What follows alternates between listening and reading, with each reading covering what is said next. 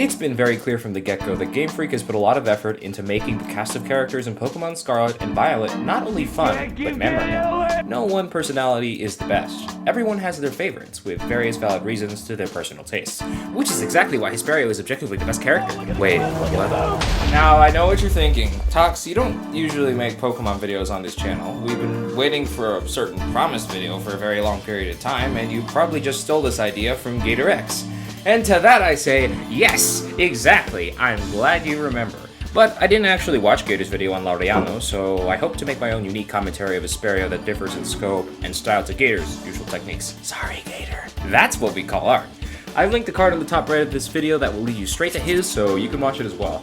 I've been playing a lot, and I mean a lot, of Pokemon recently, and I just wanted to ride along with this trend before share my appreciation of the series with you guys as well. We're also in exam period right now where I'm studying, so it's a pretty fitting state of affairs, isn't it? One more thing. The footage you're seeing right now is from the Spanish translation of the game, which has interestingly changed a lot of important character names. Hesperio is a way cooler name compared to Hassel, but I will still be reading from the English dialogue transcript on Bulbapedia because my Spanish is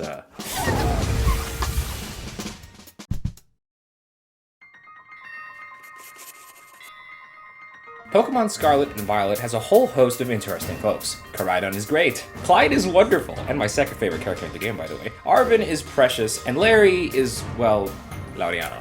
One thing Game Freak changed in this game particularly is how they handled the Elite Four. Compared to the previous two generations, the League is far more traditional in its format. For those of you who are relatively new to the series, the Elite Four used to be comprised of a bunch of random, forgettable, one-off characters that had little to no impact on the story of the player whatsoever. There's a reason why everybody and your mom remembers Cynthia, but probably couldn't name you any of her Elite Four off the top of their heads. Game Freak changed this formula up in Generation 7 and 8, but those Elite Four didn't really feel like Elite Four members, if that makes sense. Here in Generation 9, however, I think the perfect balance was struck. The Elite Four here this time around aren't merely hiding behind closed doors. They go out in the world, and you get to meet each of them as they observe your journey across Victory Road. That's a reference, by the way. They're fleshed out to be more than one-dimensional characters.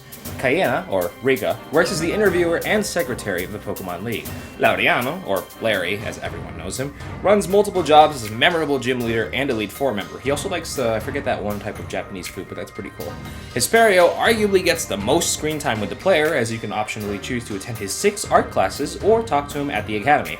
Well, I suppose Pola is the only real one-dimensional character of the bunch, but it makes sense. She's a sassy lost child and isn't old enough to work. Focusing back on Hesperio, he makes for quite the first impression. Right after you beat your second gym, yes, he appears that early in the game, the Elite Four member immediately tells you exactly who he is, and his hopes that you will one day face him in battle. Unlike in past games, where the identities of the Elite Four are kept secret, Game Freak is more upfront this time around. This allows for the player to find intrigue in meeting such a mysterious new character, motivating him or her to get stronger so as to eventually challenge him. Hesperio also appears after the 3rd gym, introducing Elite Four Cayena, and at the 6th gym, reminding you to attend his classes at the academy, knowing that you've probably skipped most of them until this point. Moving over briefly from his character to his appearance, I think Hesperio's design is just wonderful. Really reminds me of like Byleth from Three Houses, actually. He comes off as stern and imposing, but retains an air of excellence and respect, much like Sagita in a way. And yet, the way his coat is a little ragged and how he seems to almost be slouching, these help to remove the tension and bring him down to earth. Some gamer girls might even call him cute. While retaining a unique design much different from other artists and dragon tamers in the Pokemon series, we'll get to that, he makes for an extremely believable art professor. I definitely attend his art classes. Speaking of art classes, I imagine the artist over at Game Freak pitched in for his personality traits and dialogue, since Hesperio really fits the bill of what a modern art teacher might be like. Right from the start of his first class, he acknowledges the uselessness of his own class, stating how you really don't need to learn about art to get a job and get all the bills done, blah blah blah blah blah, but he also imparts the very powerful message of spending time on reflection, slowing down to appreciate the beauty of the world and question why certain things are the way they are. That's pretty deep, and a reminder of our own humanity in all its complexity. I linked another video from an actual real-life expert on the nature of the beautiful that you can watch later if you'd like to learn a bit more about the subject. Throughout the rest of his classes, Hesperio's philosophy is revealed.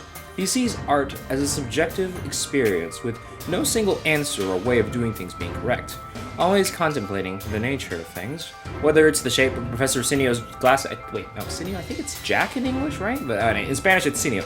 Professor Cinio's glasses, or just the philosophical meaning of strength. This isn't necessarily a way of viewing the world that everyone agrees with. I personally like to view art through a more objective lens, but much like Hesperio, I can put aside my personal tastes and see the good in that line of thinking. It is also at this time that he reveals Professor Gibble, an adorable side character and a clever hint to Hesperio's actual type specialty. Honestly, really cool. But it's a genuine shame that he didn't use Cynthia's ace in his Elite Four fight. We'll get to that later. Lastly, I should bring up his 4th art class, where he brings his old friend Brassy to give a lecture on the process of making art. While this is a great character depth moment for Bryce, the real star of the class is Hesperio, who out of nowhere bursts into tears from Bryce's story. The song that might seem really out of character for the sternest looking professor in the academy, but being so invested in the finer details of life is commonly associated with emotionality in certain anime tropes. Eventually, we get to challenge Hesperio at the Pokémon League. By this point, your crude, unholy thoughts about Laureano may have led you to forget about the anticipated battle with history and that you got to adventure. But Hesperio makes up for it and gives you a really worthwhile experience. He enters the room acting like his usual higher-thinking self, remarking at how Laureano made Rika. But, oh my gosh, the script, it should say Cayenne. That's fine. He enters the room acting like his usual high-thinker self, remarking at how Laureano made Cayenne do the shouting again. But eventually, he finally lets loose that inner dragon trainer that has remained under wraps this entire time. I'm genuinely surprised that an art professor mixed with a powerful dragon trainer could work so well, but it did. Again, it's a shame that he doesn't have a Garchomp on his team, but hey, at least they recognize that he's probably training Professor Gibble at this point in his life. I'm not going to do a critique on his team since I'm not an expert at competitive, but I will say that his Baxcalibur having priority Ice Shard and the extremely powerful Terastallized Glaive Rush, yeah, oof. He truly did have the power to overwhelm everything. Here's a clip of him absolutely destroying my poor Baxcalibur in battle. Yeesh. Him being overly emotional and crying at the end of both his fight and the champion fight were a nice touch to character consistency, assuming you actually followed his advice after the 6th gym and took his classes at the academy. As any professor should be, he's so fun! Lastly, and perhaps the most optional and least experienced aspect of Hesperio's character are the conversations you can have with him around the academy. Here, we get to learn about Hesperio's backstory and even help him undergo another character arc in his old and grizzled age. As a young man, Hesperio was the son of a dragon tamer chieftain, destined to take his father's mantle and lead his clan. But in classic art teacher fashion, he ran away from home, seeking his own dream to pursue music, ending up where he is today, which honestly is pretty good considering that he's essentially the 3rd strongest trainer in all of Paldea. Woo! I'm actually really curious as to where they live, since there's no such dragon village on the map, but if I were to take a guess, they'd probably live somewhere in the unexplorable northeast part of the map next to Kalos, since there's a surprising amount of dragon tamers in that area specifically. A relative comes to visit him, pleading with him to return home and take the place of his sickly father. Stuck between following tradition and pursuing ideals, Hesperio finds himself in a rather precarious position, but in the end he chooses to stay at the academy. Not the answer I was expecting at all, but he gives a very sound reason for this decision.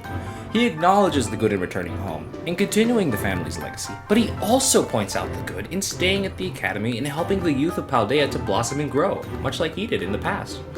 Game Freak could have just written his reason to be his own selfish desire and passion for art, but no, they went one step farther. Hesperio makes the choice not for himself, but for the students, both present and future, that he truly and deeply cares for. So, that begs the question from the top of the video. Why do I think Hesperio is the best character in Pokemon Scarlet and Violet? He isn't exactly the most relatable personality, nor does he have the most emotional storyline. To me though, Hesperio is the best simply because he perfectly encapsulates the game's core theme, freedom. The freedom to be unbound by duty and responsibility? No, not exactly. The freedom to do whatever you truly desire? Close, but I think you can reach even higher here. The freedom to seek the truth. Do the good, and love what is beautiful. Do pardon me for waxing philosophical, but that's just the nature of art. Naturally, there is no single correct answer to who is best. All paths lead to the great creator of Paldea, as they say, so why not share your own personal thoughts in the comments section? I await your replies with great anticipation.